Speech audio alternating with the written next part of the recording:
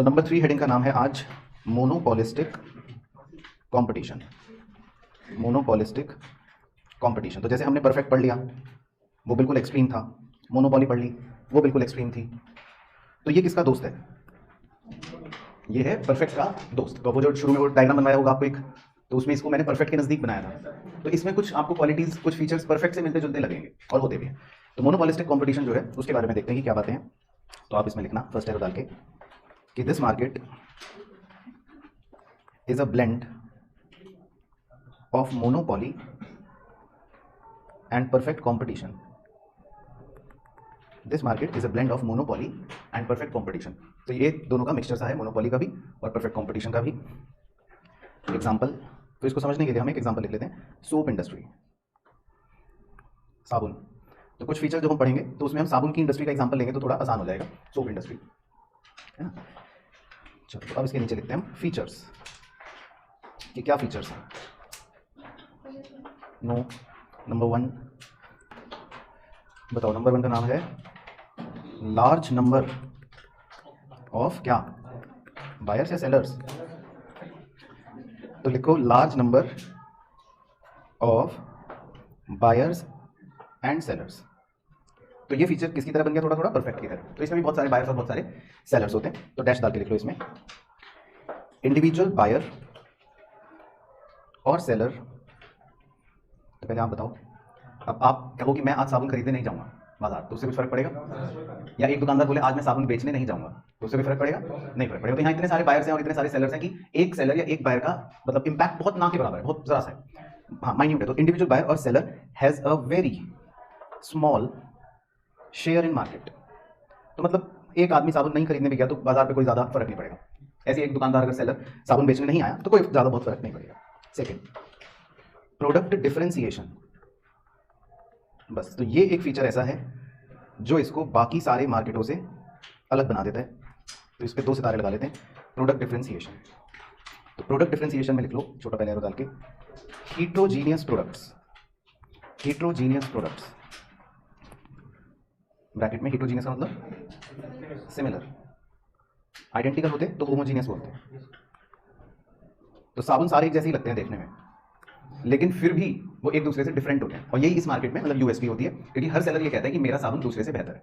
तो आप अगर ये साबुन इस्तेमाल करोगे तो आप गोरे हो जाओगे, ये साबुन इस्तेमाल करोगे तो त्वचा आपकी मिल्की मिल्की हो जाएगी, ये साबुन इस्तेमाल करोगे तो ये हो जाएगा, वो हो जाएगा। तो मतलब हर कंपनी अपने साबुन को दूसरों से अलग दिखाती है। परफेक्ट में ये नहीं हो सकता था। परफेक्ट में ये नहीं कह सकते थे वो कहे मेरा आलू खरीदो तो वो उसके आलू से अलग है, वो क्योंकि सारे आइडेंटिकल है, एक जैसे। यहाँ वो कह देते हैं कि मेरा मेरा डिफरेंट है। एक साबुन वाला कहता है मेरा साबुन अलग है, उसका साबुन अलग है। तो ये प्रोडक्ट डिफरेंशिएशन का मतलब पहला पॉइंट बन गया। और सेकेंड एरो डाल के लिख लो कि products are close substitutes. Products जो है वो क्लोज सब्स्टिट्यूट्स हैं। जैसे परफेक्ट मार्केट में तो कैसे सब्स्टिट्यूट्स थे? Perfect substitute. परफेक्ट मार्केट में परफेक्ट सब्स्टिट्यूट्स थे, लेकिन यहाँ परफेक्ट सब्स्टिट्यूट नहीं है, यहाँ क्लोज सब्स्टिट्यूट है। तो अगर आपको डेटॉल साबुन नहीं खरीदना तो आप उसका कोई क्लोज सब्स्टिट्यूट खरीद सकते हो, लेकिन परफेक्ट सब्स्टिट्यूट नहीं। थोड़ा सा अंतर आपको फिर भी साबुन साबुन में मिल जाएगा। तो प्रोडक्ट्स आर क्लोज सब्स्टिट्यूट्स। चलो, उसके बाद थर्ड पॉइंट ये सेम है, free entry and exit of firms. तो ये आपको सेम फीचर परफेक्ट मार्केट में भी बताया। तो कोई भी आ सकता है, कोई भी जा सकता है, कोई रोक टोक नहीं। आपको भी अपना साबुन बना के बेचना है तो बेच दो, कोई दिक्कत नहीं है। तो बस इसमें एक ही बात लिखनी है डैश डाल के कि इसकी वजह से बेसिकली क्या होता है, normal profits in long run. तो इसीलिए फर्म्स यहाँ पर नॉर्मल प्रॉफिट्स कमाते हैं लॉन्ग रन में, क्योंकि कोई भी आ सकता है, कोई भी जा सकता है। तो just same as perfect competition. बाकी एक बार नॉर्मल प्रॉफिट की कंडीशन बताना, AR इक्वल टू AC। तो दोबारा लिख सकते हो आप। नंबर 4 बहुत ही बेहतरीन पॉइंट है, सेलिंग या advertising cost is involve. Selling और एडवर्टाइजिंग कॉस्ट इज इन्वॉल्व। तो ये इसमें बहुत ही खूबसूरत पॉइंट है जो दोनों पुराने वालों में नहीं था। मतलब ना ही ये मोनोपोली में था और ना ही ये परफेक्ट में था, क्योंकि मोनोपोली वाले को तो एडवर्टीजमेंट करने की जरूरत नहीं और परफेक्ट वाला वो वैसे ही नहीं करता एडवर्टीजमेंट। लेकिन ये लोग साबुन वाले तो क्या ये करते हैं अपना एडवर्टीजमेंट? तो ये तो बहुत ज्यादा करते हैं एडवर्टीजमेंट। तो इनकी एडवर्टीजमेंट कॉस्ट जो है मतलब एक तरह से कह सकते हैं काफी इन्वॉल्व होती है, ह्यूज। तो आप लिख सकते हो ह्यूज। तो ये बेसिकली इनके कुछ छोटे मोटे फीचर्स हो गए मोनोपोलिस्टिक वालों के। फिर इसके बाद जी नंबर 5 लिख सकते हो, फीचर वो इसी से निकाला गया है, वैसे इसी से निकाला गया। तो ऐसे एरो बना के लिख लो, non price competition. Non price competition. अब नॉन प्राइस कंपटीशन का क्या मतलब है जी? नॉन प्राइस कंपटीशन का मतलब ये होता है कि आमतौर पे ये लोग प्राइस को लेके कंपटीशन नहीं करते। तो मतलब आप ऐसे ही नीचे लिखना, प्राइस वॉर और प्राइस वॉर को ब्लॉग बना के काट देना। ये प्राइस को लेकर लड़ाई नहीं करते। ये मतलब अगर आप इनके साबुन इंडस्ट्री को देखो तो साबुन इंडस्ट्री में ऐसी लड़ाई नहीं होती कि वो साबुन कह रहा है, डब वाला साबुन कह रहा है कि भाई तुम वो वाला मत खरीदना, ऐसे लिखा, मान लो वो कहता है कि तुम लक्स मत खरीदना, वो अगर 10 रुपए का है तो मैं 9 रुपए का दे दूंगा। तो फिर पता चला लक्स कह रहा है कि तुम डब मत खरीदना, मैं 8 रुपए का दे दूंगा। या पता चला फिर डब कह रहा है कि तुम लक्स मत खरीदना, मैं 7 रुपए का दे दूंगा। तो ये लोग ऐसी प्राइस को लेकर लड़ाई नहीं करते। इस कॉम्पिटिशन में प्राइस वॉर नहीं होते, मतलब बहुत कम होते हैं, ना के बराबर होते। तो कभी आप ऐसे देखोगे नहीं कि वो साबुन वाला कह रहा है कि उसका साबुन महंगा है, मेरा सस्ता खरीद लो। वो ये नहीं करते। वो जो भी करते हैं वो नॉन प्राइस कॉम्पिटिशन करते हैं, मतलब वो आपस में लड़ाई जो करते हैं वो प्राइस के अलावा करते हैं। अब प्राइस के अलावा वो कैसे कर सकते हैं? एडवर्टाइजमेंट से। तो वो लक्स वाला जो है वो मान लो ऐश्वर्या राय को अपने ऐड में रखते हैं, तो डब वाला जो है वो मान लो शाहरुख खान को अपने ऐड में रखते हैं, मतलब किसी को भी रखते हैं। तो वो बाकी दूसरे हथकंडे अपना सकते हैं। वो कह देंगे कि भाई हमने ये ऑफर निकाला, वो कह देंगे हमने वो ऑफर निकाला, ये कह देंगे हमने काले को गोरा कर दिया, वो कह देंगे कि हमने सूखे को पक्का कर दिया। मतलब वो कुछ भी कह सकते हैं, लेकिन वो प्राइस को लेकर लड़ाई नहीं करेंगे। मतलब पॉइंट समझ आ रहा है? तो इसको बोलते हैं नॉन प्राइस कॉम्पिटिशन। तो ये उनकी टैक्टिक्स होती है इस कॉम्पिटिशन में। तो ये पॉइंट बन गया नॉन प्राइस कॉम्पिटिशन। तो ये बेसिकली वो एडवर्टाइजमेंट कॉस्ट का ही कह सकते हो, एक मतलब वजह से बन जाता है। और नंबर 6 लास्ट फीचर बड़ा इंपॉर्टेंट है ये सितारा, डिमांड कर्व। डिमांड कर्व या ब्रैकेट में AR कर्व इज, तो आप बताओगे? हाँ, तो demand curve is downward sloping flatter curve. Downward sloping flatter curve. तो यानी कि चित्र बना लेते हैं। तो इनका जो डिमांड कर्व होगा वो कैसा होगा? बहुत ज्यादा फ्लैटर होगा, है ना? तो डिमांड कर्व या AR कर्व इनका डाउनवर्ड स्लोपिंग फ्लैटर होगा। और क्योंकि आप होशियार तो हुई बचपन से, तो अब आप इस डिमांड कर्व को देखकर बताओगे इलास्टिसिटी ग्रेटर देन 1। तो इसीलिए मोनोपोलिस्टिक कंपटीशन में डिमांड कर्व की इलास्टिसिटी होती है मोर देन 1, है ना? और मोर देन 1 को दोबारा से समझने के लिए बता देता हूँ। इसका मतलब ये है कि मान लो मैं लक्स साबुन बेच रहा हूँ 10 रुपए का, तो लोग मेरे कितने यूनिट्स खरीद रहे हैं? 100 यूनिट्स खरीद रहे हैं मान लो। अब मैंने सोचा चलो 1 रुपये दाम बढ़ा देता हूँ। 1 रुपये से क्या होगा? मैंने ऐसे ही सोचा कि चलो 1 रुपये दाम बढ़ा देता हूँ, 11 कर देता हूँ, क्या होगा? लेकिन अब लोगों को मौका मिल गया, कह रहे अच्छा ये लक्स वाले दाम बढ़ा रहे हैं, तो अब तुरंत बहुत सारे लोग मेरा प्रोडक्ट खरीदना बंद कर देंगे और दूसरा साबुन खरीदना शुरू कर देंगे, क्योंकि क्लोज सब्स्टिट्यूट्स अवेलेबल है यहाँ पे। मोनोपोली में नहीं होते, तो वहाँ आपका डिमांड पर फ्लैटर स्टीपर होते हैं। लेकिन यहाँ कस्टमर के पास 100 ऑप्शन है। जैसे लक्स ने 1 रुपये दाम बढ़ाया, आप कहोगे छोड़ो लक्स, अब हम खरीदेंगे, मतलब आप दूसरे साबुन पे शिफ्ट हो गए। तो ये इसकी प्रॉपर्टी होती है, यानी कि फ्लैटर डिमांड कर्व होता है। तो मोनोपोलिस्टिक कंपटीशन का डिमांड कर्व हो गया फ्लैटर, यानी कि ED इज मोर देन 1। चलो, ये तो हो गए 6 फीचर्स, बस खत्म। उसके बाद जितने भी सितारे वाले पॉइंट्स लिखेंगे उसमें आप पहले से ही पुराने खिलाड़ी हो, तो इसीलिए मुझे उसमें कोई टेंशन ही नहीं। तो पहला सितारा है इक्विलिब्रियम। तो इक्विलिब्रियम मतलब बताओ क्या?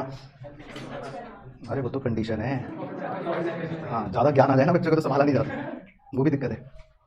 तो इक्विलिब्रियम का मतलब हो गया प्रॉफिट मैक्सिमाइजेशन एक तरह से। हाँ, तो जो आपने बोला वो लिख लेते हैं विधि डाल के, तो वो आपको बताइए MC is equal to MR, वो सेम है, परफेक्ट वाला कहानी सेम है। और दूसरी कंडीशन भी लिखी लो फॉर्मेलिटी के लिए कि MC should cut MR from below, तो वो सेम है, सेम कहानी। उसके बाद ये दूसरा सितारा प्रॉफिट्स, इसमें भी आप चैम्प हो पुराने, तो 3 बातें लिखनी है, एबनॉर्मल प्रॉफिट्स, नॉर्मल प्रॉफिट और लॉसेस। तो बताइए जी, एबनॉर्मल, नॉर्मल और लॉसेस, ठीक है, सेम है ना? तो इसीलिए इसमें दिक्कत नहीं है, क्योंकि ये सेम होती हैं, यूनिवर्सल कंडीशंस हैं। और लॉन्ग रन का हमने वैसे लिख लिया था, लेकिन दोबारा आखिरी सितारा डाल के लिख सकते हो। लॉन्ग रन में इनकी बस एक ही सेंटेंस लिखना है इसमें कि in long run all the firms earn, बताओ क्या? Normal profits. लेकिन एग्जामिनर चालू है, वो नॉर्मल प्रॉफिट देने की बजाय ऑप्शन में देता है 0 सुपर नॉर्मल प्रॉफिट्स, यानी कि बात वही है, चाहे ब्रैकेट में लिख लेना, दैट इज, वो कह रहा है नॉर्मल प्रॉफिट, लेकिन दूसरी तरह से डिजाइनर तरीके से कह रहा है ना। तो अगर मैं कह रहा हूँ कि आप होशियार नहीं हो, तो एक तरह से मैं सीधा यही कह रहा हूँ ना कि आप नालायक हो, तो वो भी वही कह रहा है 0 सुपर नॉर्मल प्रॉफिट, मतलब कह रहा है कि तुम होशियार नहीं हो, तुम्हारी होशियारी 0 है, वो ये कह रहा है। इसका मतलब यही हो गया कि नॉर्मल है, तो वो कहेगा मतलब वही नॉर्मल है, लेकिन वो ऑप्शन में कई बार ऐसे दे देगा 0 सुपर नॉर्मल प्रॉफिट, ठीक है? तो ये बस हो गया मोनोपोलिस्टिक। चलो, तो मोनोपोलिस्टिक की तो कहानी खत्म। फिर है जी नंबर 4 और लास्ट, ओलिगोपॉली। ये सबसे चटपटा और मजेदार है पूरे लॉट में, ओलिगोपॉली। तो इसमें लिखते हैं ओलिगोपॉली में एक मतलब एग्जांपल लिख लो, ताकि हमारे कुछ फीचर्स जब डिस्कस करें तो पता रहे, मजा आए। Cold drink industry, oligopoly, cold drink industry. चलो तो इसमें लिखते हैं जी पॉइंट नंबर 1। पहला फीचर है कंपटीशन अमंग फ्यू। तो अब इसको अगर आपको याद हो, हमने जब बनाया था वो डायग्राम पर, टाइम स्केल टाइप डायग्राम पर, तो मोनोपोली के नजदीक बनाया था। तो मोनोपोली में तो एक ही सेलर होता है, तो इसमें जो है वो 4-5 सेलर होते हैं या फ्यू सेलर्स होते हैं ना। वैसे फ्यू की परिभाषा भी लिख लो, मतलब 2 से लेकर 10 तक आमतौर पे। तो अगर 2 फर्म्स हैं, 3 फर्म्स हैं, 4 हैं, 5 हैं, 10 तक अगर फर्म्स हैं तो हम कहेंगे ओलिगोपोली। अगर 11 फर्म्स हो गई तो मोनोपोलिस्टिक, क्योंकि थोड़ा सा ज्यादा हो गई है ना, बहुत ज्यादा हो गई तो परफेक्ट भी कह सकते हैं। उसके बाद नंबर 2 स्ट्रेटेजिक इंडिपेंडेंस। तो अभी मैं सब समझाऊंगा, पहले आप लिख लेना। Number 3 group behaviour, strategic independence, group behaviour. Number 4 price rigidity. तो इन तीनों को आप कर्ली ब्रैकेट करके कर लो कि डिस्कशन लेटर। इन तीनों का डिस्कशन अभी थोड़ी देर में आएगा, तो इसीलिए अभी बस लिख के ऐसे ही छोड़ दिया। तो तीनों को हम समझेंगे अभी थोड़ी देर में, क्योंकि तीनों एक जैसे ही हैं। उसके बाद नंबर 5 प्रोडक्ट में बी। अब यहाँ पे जो प्रोडक्ट होता है ओलिगोपोली में, वो कैसा होता है, होमोजीनियस या हेट्रोजीनियस? होमोजीनियस, होमोजीनियस और हेट्रोजीनियस। ओलिगोपोली में प्रोडक्ट कैसा भी हो सकता है। कुछ ओलिगोपोली ऐसी हैं जिसमें होमोजीनियस होता है, और कुछ ओलिगोपोली ऐसी हैं जिसमें हेट्रोजीनियस होता है, वो भी आगे पढ़ेंगे हम। उसके बाद number 6 difficult entry. Difficult entry, इस इंडस्ट्री में एंट्री जो है वो डिफिकल्ट है, मतलब मुश्किल है, इसमें आसान नहीं है। जैसे परफेक्ट में और मोनोपोलिस्टिक में तो है कि फ्री, लेकिन इसमें मुश्किल है। अब आप सोचो कि हम भी अपनी कोल्ड ड्रिंक बनाकर बेचेंगे तो बहुत मुश्किल है। Number 7 heavy selling and advertising cost. वो तो आपको पता ही है भाई, कोका कोला कंपनी का एडवर्टाइजमेंट तो भाई पता नहीं कौन कौन लोग करते हैं, क्रिस्टियानो रोनाल्डो भी करता है या नहीं पता नहीं। तो मतलब ये कि इनकी एडवर्टाइजमेंट कॉस्ट जो है वो बहुत ज़्यादा होती है इन सब की। तो बहुत मतलब ये सब फीचर्स इसके मेन फीचर्स हैं। तो कंपटीशन अमंग फ्यू, कुछ ही डोमिनेंट फर्म्स होती हैं, मतलब थोड़े बहुत ही इंडस्ट्री में लोग होते हैं। 2, 3, 4 अभी थोड़ी देर में बताऊंगा, इसे अभी आप छोड़ दो चाहे। प्रोडक्ट में भी होमोजीनियस और हेट्रोजीनियस। प्रोडक्ट जो है वो होमोजीनियस भी हो सकता है, जैसे हमने वैसे जो कोल्ड ड्रिंक का एग्जांपल लिया वो वैसे हेट्रोजीनियस है, क्योंकि कोका कोला की बॉटल और पेप्सी की बॉटल आप रखोगे ना तो मतलब सिमिलर है। लेकिन अगर मान लो हम सीमेंट इंडस्ट्री का ले लें थोड़ा एग्जांपल, या एलपीजी सिलेंडर का ले ले, चलो तो और बेस्ट है। तो वो तो बिल्कुल ही दोनों एक जैसे लगते हैं आपको। तो अगर वो उसमें से मिटा दिया जाए तो आपको यही नहीं समझ आएगा सिलेंडर की कौन सी कंपनी है, वो बिल्कुल सेम ही लगेंगे। तो कुछ ओलिगोपोली ऐसी होती है जिसमें होमोजीनियस प्रोडक्ट भी हो सकता है, तो वो कुछ भी हो सकता है। ऑटोमोबाइल, ऑटोमोबाइल में गिनती करो कितने फर्म्स हैं, अगर 2 से 10 तक है भाई, मुझे नहीं पता। ऑटोमोबाइल तो हेट्रोजीनियस, हाँ गाड़ियां तो भाई हेट्रोजीनियस गुड है भाई। देखो वो कहता है मेरी गाड़ी ऐसी है, फिर आप बड़े होकर खरीदोगे एक ऐसी गाड़ी जिसमें 4-5 दरवाजे होंगे, तो भाई हर गाड़ी अलग होगी, है ना। तो ये बेसिकली हेट्रोजीनियस हो गया। बाकी फिर इसमें डिफिकल्ट एंट्री है, मतलब इस मार्केट में एंटर करना बहुत मुश्किल है, वो भी आगे आएगा वैसे कि क्यों। और सेलिंग और एडवर्टाइजमेंट कॉस्ट तो यहाँ पर बहुत ज्यादा होती है। चलो उसके बाद अगला एरो, अगले एरो का नाम है टाइप्स ऑफ ओलिगोपोली। ओलिगोपोली के भी प्रकार होते हैं, तो वो लिखते हैं मजेदार मजेदार। तो सबसे पहले लिखना है नंबर 1 प्योर, और 3 लाइन छोड़ के डिफरेंशिएटेड। तो प्योर की मम्मी उसे घर में बुलाती हैं परफेक्ट, और डिफरेंशिएटेड की मम्मी उसे घर में प्यार से बुलाती हैं इम्परफेक्ट। तो 2 प्रकार की ओलिगोपोली होती है, प्योर या डिफरेंशिएटेड, मतलब परफेक्ट या इम्परफेक्ट। तो परफेक्ट बोलते हैं जिसमें डील्स इन होमोजीनियस प्रोडक्ट्स। जो ओलिगोपोली होमोजीनियस प्रोडक्ट्स में डील करेगी तो वो प्योर है, और इम्परफेक्ट डील्स इन हीट्रोजीनियस प्रोडक्ट्स। जो ओलिगोपोली हीट्रोजीनियस प्रोडक्ट्स में डील करेगी वो इम्प्योर है। तो सिंपल, तो प्योर और इम्प्योर, मतलब प्योर या परफेक्ट और डिफरेंशिएटेड और इम्परफेक्ट। उसके बाद नंबर 3 ओपन, और नंबर 4 क्लोज्ड। तो ओपन और क्लोज आप बताओ नाम से। ओपन मतलब दरवाजा अगर खुला है तो हाँ, न्यू फर्म कैन एंटर, इस इंडस्ट्री में नए फर्म आ सकते हैं। और closed restriction, entry is restricted, बहुत ही मुश्किल है, ना के बराबर चांस है कि कोई नया आ सके, तो उसको बोल देंगे क्लोज्ड ओलिगोपोली। तो ओपन और क्लोज तो नाम से ही क्लियर हो जाएगा। उसके बाद नंबर 5 और नंबर 6। नंबर 5 है कॉल्यूसिव, और नंबर 6 है नॉन कॉल्यूसिव। नॉन कॉल्यूसिव की मम्मी उसे घर में क्या बुलाती हैं, कॉम्पिटिटिव।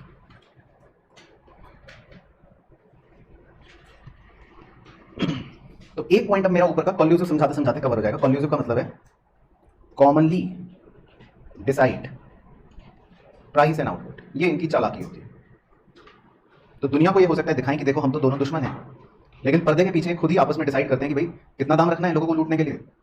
तो ये कॉल्यूसिव ओलिगोपोली। तो मतलब हम सोच लो, इमेजिन कर लो कि कोका कोला और पेप्सी वैसे दुनिया को दिखा रहे हैं कि भाई देखो हम राइवल फर्म्स हैं, लेकिन पर्दे के पीछे दोनों मिलजुल कर डिसाइड करते हैं कि भाई दोनों जने अपनी कोल्ड ड्रिंक 20 रुपए की बेचेंगे, बनती है 1 रुपए में, तो लोगों को बेवकूफ बनाएंगे मिलकर। तो ऐसा हो सकता है, मान लेते हैं, तो ये बन गई कॉन्क्लूसिव ऑलिगोपॉली, तो ये कॉमनली डिसाइड कर लेते हैं।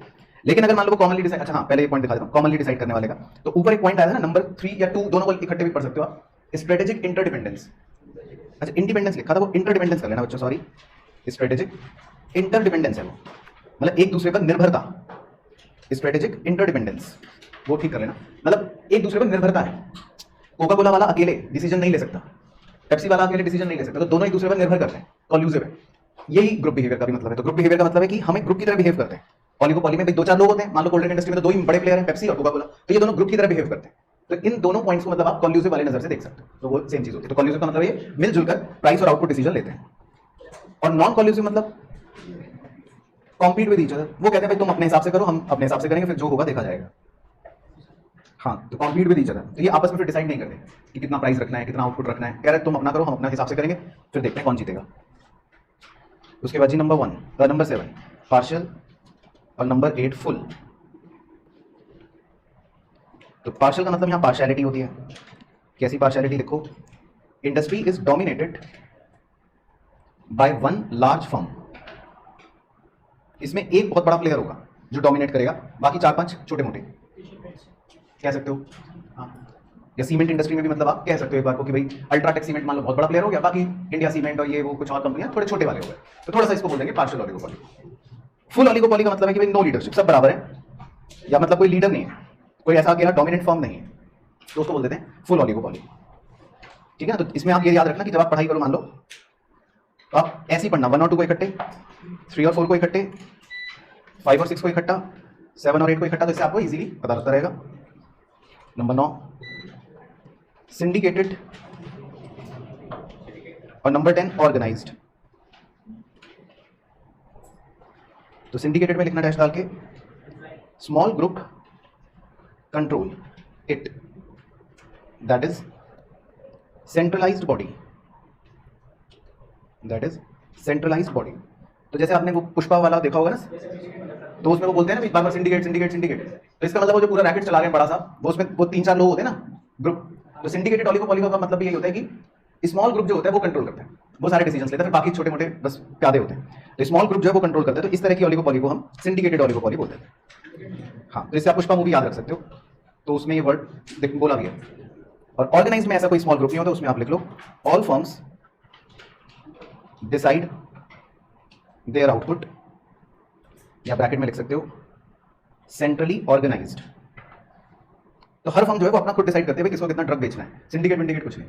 तो यहाँ पे ये है कि कोई स्मॉल ग्रुप डिसाइड नहीं करेगा, तो हर हाँ सेंट्रली ऑर्गेनाइज्ड रहेगा, मतलब कि हर फर्म अपना खुद डिसाइड करेगी कि उसको क्या बेचना है। All firms decide their output, तो वो बोल देते हैं ऑर्गेनाइज्ड ऑलिगोपॉली। तो ये बेसिकली अलग अलग प्रकार हो गए। चलो, तो ये तो हो गई छोटी मोटी बातें। अब है सितारा। तो पहला सितारा जो है वो भी सारी एक्सप्लेनेशन कवर कर लेगा अपने आप, तो इसका नाम है डिमांड कर्व। तो इसमें लिखो पहली बिंदी डाल के, because of price rigidity, comma demand curve is kinked, KINKED। ठीक है, तो अभी हम बनाएंगे भी, और डैश डाल के लिख लेना, गिवन बाय स्वीजी, ये एक इकोनॉमिस्ट थे, उन्होंने बताया था कि इसका डिमांड कर्व किंक्ड होता है। तो अभी हम बनाएंगे कि किंक्ड डिमांड कर्व मतलब क्या है, कैसे वो क्या कह रहे हैं। दूसरी बिंदी डायग्राम, तो दूसरी बिंदी में हमें डायग्राम बनाना है, तो उसी से हमारी मेन चर्चा सफल हो जाएगी। तो ये डायग्राम आप थोड़ा सा बड़ा बनाना, कंपैरेटिवली बड़ा और सुंदर, क्योंकि इसमें एक्सप्लेनेशन हमें समझनी भी है, क्योंकि उस पर 1-2 बातें भी हैं क्वेश्चन जो पूछता है ना। तो पहले हम किंक्ड डिमांड कर्व बनाते हैं आपको कि किंक्ड डिमांड कर्व किसे कहते हैं। तो आपको मोनोपॉलिस्टिक वाला याद है, मोनोपॉलिस्टिक का भी जो बनाया था कैसा था, फ्लैटर है ना, फ्लैटर। और मोनोपॉली वाले का कैसा था, स्टीपर। तो ऑलिगोपॉली वाले का डिमांड कर्व जो होता है वो एक प्रकार से दोनों का मिश्रण होता है, किंक्ड होता है, तो इसकी शेप किंक्ड होगी। हाँ किंग, तो ये आप बनाओ पहले किंग। ठीक है, तब तक मैं प्राइस वाइज लिख दूं। तो वाई एक्सिस पर प्राइस, तो मान लेते हैं 10 रुपए का प्राइस है, और 10 रुपए में आप कितनी कोल्ड ड्रिंक बेच रहे हो, 500 मान लेते हैं, 500 यूनिट्स। तो आप पहले इतना बना लो। चलो, तो अब बड़े ध्यान से सुनना कि ऑलिगोपॉली का मॉडल क्यों चलता है, और वो interdependence, price rigidity, group behaviour, वो क्यों वर्ड्स आए। अब मान लेते हैं पेप्सी जो है वो 10 रुपए की अपनी बॉटल बेच रहा है, और वो कितने बेच देता है, 500 यूनिट्स बेच देता है, ठीक है। अब पेप्सी के दिमाग में क्या चल रहा है, पेप्सी सोच रहा है, पेप्सी ने सोचा कि मैं काम करता हूं, मैं प्राइस को एकदम से कम कर देता हूं, 40% कम कर देता हूं, 6 रुपए की बेचूंगा, तो एकदम से क्या होगा कि सारे लोग कोका कोला छोड़ देंगे क्योंकि वो तो महंगी है, और फिर लोग मेरे पास आ जाएंगे। तो इस सोच के साथ पेप्सी वाले ने सोचा कि चलो मैं अपने दामों को तुरंत 40% घटा लेता हूं और दाम 6 रुपए कर लेता हूं, फॉर एग्जाम्पल, ठीक है। उसने 40% दाम घटा लिए। अब उसने तो ये सोचा कि मैं 40% दाम घटा रहा हूं तो तुरंत बहुत सारे लोग मेरा प्रोडक्ट खरीदना शुरू कर देंगे। लेकिन यहां पर ओलिगोपॉली में दूसरे राइवल का जो बिहेवियर है या दूसरे राइवल का जो रिएक्शन है वो इंपॉर्टेंट होता है। अब जब पेप्सी ने जैसे ही अपनी कोल्ड ड्रिंक के दाम 6 रुपए करे तो ये बात कोका कोला को भी पता चल गई, तो कोका कोला वाला भी तुरंत अपनी कोल्ड ड्रिंक का दाम 6 रुपए कर देगा। तो इससे क्या होगा, फिर तो लोग वापस न्यूट्रल स्टेज पर आ गए क्योंकि कोका कोला भी 6 की मिलने लगी। तो अब देखो पेप्सी को कितना बड़ा नुकसान हुआ। उसने तो ये सोचा कि 6 रुपए का दाम करते ही मेरी तो डबल हो जाएगी सेल, लेकिन उसकी सेल में जो इजाफा हुआ यानी कि जो बढ़ोतरी हुई वो बहुत ही कम हुई, नेग्लिजिबल हुई, मान लेते हैं 550 यूनिट ही हुई, मतलब सेल बढ़ी सिर्फ 10%। तो इसका मतलब ये कि पेप्सी ने जो ये सोचा था कि मैं प्राइस कम कर देती हूं और मेरी सेल बहुत बढ़ जाएगी, ऐसा नहीं हुआ बिकॉज ऑफ द राइवल। बात समझ आ रही? तो ओलिगोपॉली में आपका राइवल पर बहुत ज्यादा मतलब एंटिसिपेट करना पड़ता है कि वो क्या रिएक्ट करेगा, उसके बिहेवियर को समझना पड़ता है और हम बहुत ज्यादा उस पर डिपेंड भी करते हैं। तो पेप्सी अगर ये डिसीजन लेती तो मतलब वो फ्लॉप हो जाती है, बेकार हो जाता उसका मामला। अब उल्टा देखना, अब गलती से मान लो पेप्सी ने अब ये सोचा इस बार अगली बार कि मैं अपने दाम को चलो एक काम करती हूँ बढ़ाती हूँ, थोड़ा सा 1 रुपए बढ़ा दूंगी, कस्टमर को पता भी नहीं चलेगा, फॉर एग्जाम्पल। और पेप्सी ने सिर्फ अपने दामों को 10% बढ़ाया, सिर्फ मात्र और 11 रुपए कर दिया। लेकिन कोका कोला वाले ने दाम नहीं बढ़ाए, कोका कोला ने अभी भी 10 ही रखा। उसके राइवल ने ये स्ट्रेटेजी अपनाई कि पेप्सी को बढ़ाने दो, उसने 11 कर दिया, मैं 10 ही रखता हूं। तो अब ये बात लोगों से तो छुपेगी नहीं ज्यादा दिनों तक। तो जैसे ही पेप्सी ने बस मात्र 1 रुपए भी दाम बढ़ाया, यानी कि सिर्फ 10% ही प्राइस बढ़ाया, इसका प्रभाव ऐसा पड़ा कि पेप्सी की सेल लगभग आधी हो गई। अब पेप्सी बॉटल सिर्फ 250 यूनिट ही बिक रही है, यानी कि थोड़ा सा भी प्राइस बढ़ाते ही क्वांटिटी कितनी ज्यादा प्रभावित हो गई, क्योंकि उसके राइवल ने ऐसा रिएक्ट करा कि पेप्सी का आइडिया फेल हो गया। तो इसीलिए यहां पर ओलिगोपॉली में ग्रुप बिहेवियर इंपॉर्टेंट है, स्ट्रेटेजिक इंटरडिपेंडेंस होती है, क्योंकि आपका राइवल कैसे रिएक्ट करेगा इस पर बहुत ज्यादा निर्भर करता है कि आप दाम बढ़ाओ या घटाओ। तो इसीलिए ना तो पेप्सी दाम घटाएगा क्योंकि घटाने में उसको नुकसान हो रहा है, या मतलब उसकी चाल नहीं चली, ना ही वो प्राइस बढ़ाएगा, अगर बढ़ाएगा तो भी उसकी चाल नहीं चली। तो इसीलिए ओलिगोपॉली में प्राइस बढ़ाना या घटाना बड़ा मुश्किल होता है, और प्राइस जो है वो अपनी जगह पर ही चिपका रहता है, कहता है मैं यही रहूंगा, आसानी से चेंज नहीं होता प्राइस। और जो चीज आसानी से चेंज नहीं होती उसे क्या बोलते हैं, रिजिड, उसे रिजिड बोलते हैं। या जो चीज एक जगह चिपक जाती है उसे क्या बोलते हैं, स्टिक। बचपन में आता था ना फेवी स्टिक, आपको चिपकाना होता था तो फेवी स्टिक कर देते थे। तो ये प्राइस 10 रुपए पे चिपक गया और ये चेंज नहीं होने को राजी, रिजिड है।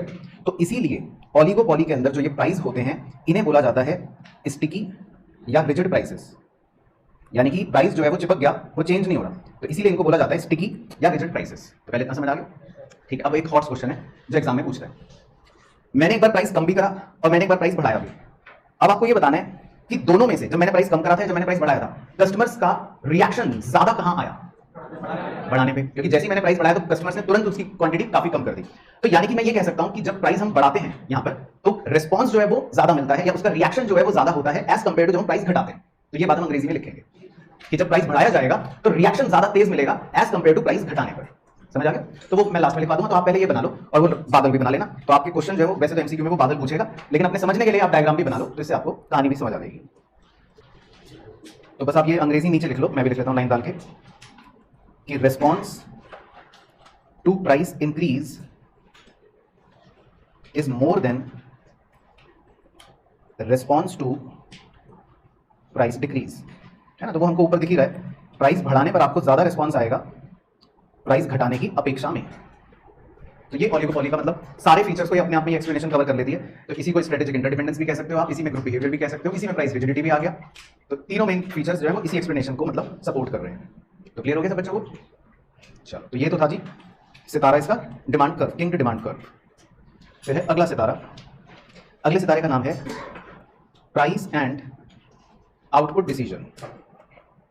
प्राइस एंड आउटपुट डिसीजन कि पेप्सी वाला और कोका कोला वाला कैसे सोचेगा कि कितना प्राइस रखें, कितना आउटपुट रखें। तो लिखो number 1 point, interdependence is ignored then output is determined by MC is equal to MR। तो ये तो हो गया पहला permutation, interdependence is ignored then output is determined by MC is equal to MR। तो पहले 3 शब्द पढ़ते हैं, इंटरडिपेंडेंस इज इग्नोर्ड, मतलब कि भाई वो कह रहे हैं कि हम नहीं, हम इंटरडिपेंडेंट हैं, तुम अपने हिसाब से चलो, हम अपने हिसाब से चलेंगे। तो अगर दोनों अपने अपने हिसाबों से चल रहे हैं, कह रहे हैं तुम अपने हिसाब से चलो, हम अपने हिसाब से चल रहे हैं, तो फिर तो ऑब्वियस सी बात है दोनों फॉर्म्स अपना क्या चाहेंगे, मैक्सिमम प्रॉफिट। और मैक्सिमम प्रॉफिट चाहने का मतलब है कि इक्विलिब्रियम वाला फंडा हो गया। फिर तो दोनों जने अपने अपने MC is equal to MR के हिसाब से चले। तो ये तो हो गया मतलब पहली बात। Second, oligopolist tries to predict the reaction of his competitor. अब कभी कभी ये भी होता है, ओलिगोपोलिस्ट कहते हैं कि यार ऐसे नहीं, अपने आप चलेंगे तो फिर कोई पेप्सी वाला हाल हो जाएगा, है ना, वो अपने आप चल रहा था तो बुरा हाल हो गया। तो कई बार ओलिगोपोलिस्ट कहते हैं कि भाई हम अपने कॉम्पिटिटर के रिएक्शन को थोड़ा सा प्रिडिक्ट करेंगे कि भाई वो क्या कर सकता है। तो इस पर हमें कुछ बातें लिखनी है, तो उसके लिए टैबुलर फॉर्मेट बना लेते हैं, 3 कॉलम्स हैं बस। पहले कॉलम का नाम है कॉर्नट, COURNOT, कॉर्नट मॉडल। दूसरे का नाम है स्टैकलबर्ग्स मॉडल, और तीसरे का नाम है बर्ट्रैंड मॉडल। तो 3 अलग अलग जो विद्वान थे उन्होंने अपनी अपनी कुछ बातें कही बस, तो हमें तो उनकी बातें याद रखनी है कि कौन क्या कह रहे हैं। कॉर्नट, स्टैकलबर्ग और बर्ट्रैंड। तो कॉर्नट तो कह रहा है कि भाई अपने अपने हिसाब से करो, each firm decides its output. हर फर्म अपना आउटपुट कह रहा है खुद निकाल लेगी। तो कॉर्नेट ने तो बस ये कहा कि each firm decides its output, कि भाई आउटपुट डिसीजन जो है ना वो अपने आप कर लो, हर फर्म अपना आउटपुट डिसीजन खुद ले लेगी। कॉर्नेट कह रहा है, अब सही है गलत है उससे मतलब नहीं। स्टैकलबर्ग मॉडल में होता है कि भैया लीडर डिसाइड्स आउटपुट। इसमें जो छुटमुंजे होते हैं वो कहते हैं मालिक मालिक आप बताओ कितना आउटपुट बनाना है, तो इसमें मालिक बताते हैं, मतलब लीडर डिसाइड करता है कि भैया इतना सामान बनेगा, तुम इतना बेचना, तुम इतना बेचना, तुम इतना बेचना और मैं इतना बेचूंगा। तो ये इसमें लीडर जो है वो डिसाइड करता है। ये हो गया स्टैकलबर्ग मॉडल। और बर्ट्रैंड मॉडल जो है वो आउटपुट पर नहीं है। तो देखो इन दोनों में तो आउटपुट चल रहा है। कॉर्नेट कह रहा है आउटपुट खुद डिसाइड करो, स्टैकलबर्ग कह रहा है कि आउटपुट लीडर डिसाइड करेगा। उसने आउटपुट के बारे में नहीं कहा बर्ट्रैंड ने प्राइस के बारे में कहा। तो बर्ट्रैंड की कहानी थी कि भाई each firm decides it's price. उसने आउटपुट तो देखो जो होगा भगवान जाने, बाकी फर्म कितने का बेचेगी वो हर फर्म अपना निकाल लेगी। तो मतलब आपको एग्जाम में सतर्क रहना है, समझ गए ना, सतर्क कहाँ रहोगे, मतलब क्या वर्ड दे रहा है वो, तब ऑप्शन टिक करना है। तो ये है तीनों का मॉडल। तो तीनों ने ये बातें बोली, तो बस हमें तो तीनों की बातें पता होनी है कि किसने क्या बोला है। तो कीवर्ड्स जो है वो आपको मैंने हाईलाइट और ब्लॉक करवा दी, बस वही कीवर्ड्स हैं वैसे तो कॉर्नेट, स्टैकलबर्ग और बर्ट्रैंड। और थर्ड पॉइंट में है जी oligopoly form act as monopoly organization. ये है सबसे खतरनाक तरीका। Oligopoly forms act as monopoly organization and fix their prices to enjoy maximum profits। तो ये तो होता ही है, मतलब होता ही है मतलब काफी जगहों पर ओलिगोपॉली में ये हो जाता है कि मान लो 2-3 फॉर्म्स हैं, तो वो 2-3 फॉर्म्स दुनिया को दिखाने के लिए तो मतलब है कि देखो हम 4 अलग अलग फॉर्म्स हैं, लेकिन वो आपस में मिलजुल कर पर्दे के पीछे कैसे बिहेव करती हैं, एक अकेली बड़ी फॉर्म की तरह, मोनोपॉली की। तो पर्दे के आगे तो लोगों को लगेगा कि ये 4 अलग अलग फॉर्म्स हैं, लेकिन पर्दे के पीछे मतलब इन्होंने अपनी एक ही संगठन बना रखा है, मोनोपॉली। हाँ, तो इसको मतलब कार्टेल भी कहते हैं। और इसका एक एग्जांपल लिख लेते हैं बादल के अंदर, ओपेक, OPEC। तो OPEC की फुल फॉर्म आपको खुद बतानी है या होमवर्क में ढूंढनी है। क्या है ओपेक की full form? Organisation of petroleum exporting countries. तो इसमें कुछ ऐसे देश हैं जिनके पास तेल की मात्रा ज्यादा पाई जाती है, तो उन्होंने अपना एक कार्टेल या अपनी मोनोपॉली बना लिया और पूरी दुनिया को वो डराते हैं कि आपको अगर तेल चाहिए तो फिर देखो हमसे लेना पड़ेगा तेल, तो जो हम कहेंगे वो मानना पड़ेगा, है ना। तो अपने आप लिखना ही आपका होमवर्क है। चलो तो ओके जी। और उसके बाद है जी लास्ट सितारा, ये वाला था आपका प्राइस एंड आउटपुट डिसीजन। तो ओलिगोपॉली में आखिरी बात है, उसका नाम है प्राइस लीडरशिप। Price leadership. तो प्राइस लीडरशिप में आप 3 बस एरो बना लो, 3 बातें डिस्कस करेंगे प्राइस लीडरशिप। तो पहला तो अभी ऊपर पढ़कर आए, तो इस बादल का नाम है कार्टेल। कार्टेल तो कार्टेल तो आपको पता ही है, चाहे डायग्राम बनाने बना लो, 4 झोंपड़ियां बना लो और उन झोंपड़ियों को मतलब एक बक्से में बंद कर लो। तो ये वैसे अलग अलग ऑर्गेनाइजेशन है, लेकिन ये बिहेव एक की तरह करती हैं, वन यूनिट।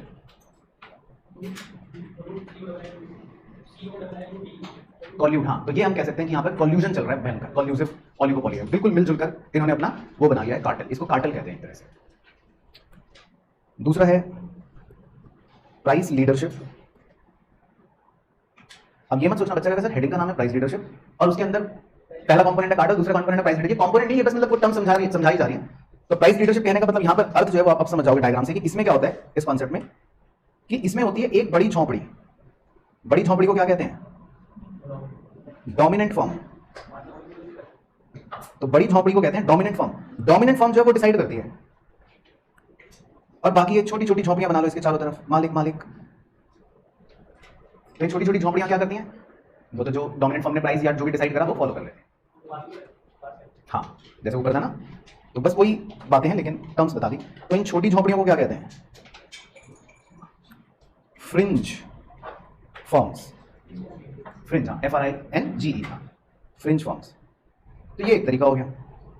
तो इसमें जो डोमिनेंट फॉर्म होती है वो डिसाइड कर देती है, तो ये प्राइस लीडरशिप का तरीका हो गया। तो डोमिनेंट फॉर्म डिसाइड्स, बाकी छोटी छोटी फॉर्म्स तो बस एग्री कर लेती हैं, मान जाती हैं। तो समझ आ गया ना, सिंपल। और तीसरा जो है वो भी आपको समझ आ जाएगा, वो भी बहुत आसान है। तीसरे का नाम होता है barometric price leadership. Barometric price leadership. तो मान लो घर में डिसीजन लेना है किसी बात को लेकर, तो सारे नौजवान लगे हुए हैं कि ये कर लो वो कर लो। तो अचानक से कमरे में कौन एंटर हुआ? दादाजी। तो इसमें लिखो एरो डाल के old comma experienced comma most respected firm becomes price leader. तो ऑब्वियसली फिर दादाजी जब कमरे में आ गए तो फिर कौन बनेगा लीडर? दादाजी। तो ये हो गया बैरोमेट्रिक प्राइस लीडरशिप तरीका। तो इसमें जो सबसे पुरानी, सबसे एक्सपीरियंस या सबसे मतलब इज्जत वाली फॉर्म है वो कहती है कि भाई मैं डिसाइड करूंगी, फॉर्म बाकी आप लोग फॉलो कर लेना। तो ये मतलब प्राइस को डिसाइड करने के 3 तरीके हो गए एक तरह से। तो चाहे कार्टेल बन के हो जाए, सब जने मिल गए, या price leadership dominant form decide कर दे, उसमें जो इज्जतदार व्यक्ति है या जो रेस्पेक्टेड फॉर्म है या ओल्ड फॉर्म है वो डिसाइड कर ले। तो ये प्राइस लीडरशिप के उनके तरीके होते हैं। चलो, तो खैर ऑलिगोपॉली में तो यही बात है, लेकिन उसके बाद बस एक मतलब ये सितारा कोई ऑलिगोपॉली से रिलेटेड सितारा नहीं है, बस ये लास्ट एक पॉइंट होता है छोटा सा। तो आप बस इसमें लिख लो अदर मार्केट फॉर्म्स। ये बस ऐसी नॉलेज के लिए है, इसकी डिटेल्स हमें नहीं पढ़नी क्योंकि सिलेबस में नहीं है। पहला लिखो जी डुओपॉली। बताओ डुओपॉली मतलब क्या? 2 सेलर्स होते हैं, 2 सेलर्स, 2 फर्म्स, हाँ 2 फर्म्स या 2 सेलर्स। उसके बाद नंबर 2 मोनोप्सनी। तो मोनोप्सनी मतलब सिंगल बायर। तो ये कितना मजेदार सिनेरियो होता होगा, सोचो कि भाई बहुत 10 दुकानें हैं, बायर कह रहा है मैं किस में जाऊं, मैं अकेला हूं। तो वो कहता होगा कि भाई देखो किसी दुकान पे आऊं, बताओ मुझे। तो वो हो गया मोनोप्सनी। उसके बाद ओलिगोप्सनी। तो इसका मतलब हाँ मतलब फ्यू लार्ज बायर्स में 2-4 बायर्स हैं बड़े बड़े, few large buyers, dominant buyers मतलब। और फोर्थ सबसे मजेदार तो ये है बाइलैटरल मोनोपोली। तो बाइलैटरल मोनोपोली मतलब हाँ single seller and single buyer. तो ये तो आपस में खेल करते होंगे क्योंकि बेचने वाला भी अकेला, खरीदने वाला भी अकेला, तो सिंगल बायर सिंगल सेलर, तो इसको बोलते हैं बाइलैटरल मोनोपोली। तो ये है बेसिकली आपका पूरा मार्केट का कार्यक्रम।